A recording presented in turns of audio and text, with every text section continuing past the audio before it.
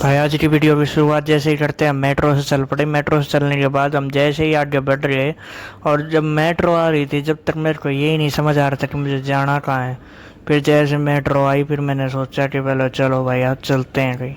भाई से अपना बैग उठा के अपना तुरंत ब्लू लाइन की ओर बढ़ चुका था। ब्लू लाइन से सीधा मैं पहुंचा प्रगति मैदान।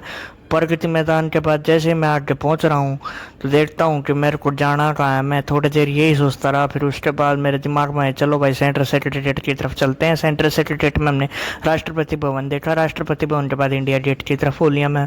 इंडिया गेट के पास धीरे धीरे जैसे बढ़ रहा था, वैसे वैसे दिमाग खराब होता जा रहा था, क्योंकि गर्मी इतनी ज़्यादा हो रही थी। अब क्या करें, धीरे धीरे चल के जैसे जैसे कहते हम पहुंच गए। पहुंचने के बाद मैंने देखा कि अब भी 3 किलोमीटर तो चलना ही है भाई। 3 किलोमीटर चलने के बाद मैं पहुंच गया भाई इंडिया गेट।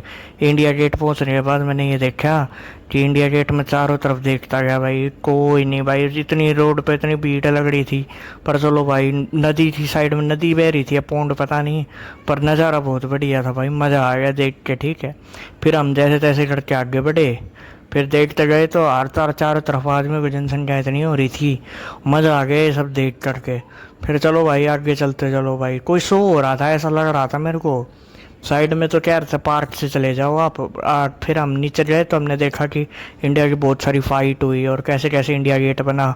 फिर इंडिया गेट के पास हम चले गए। फिर देखी जनता भीड़ बहुत ज़्यादा थी भाई, मज़ा आ गया देख के।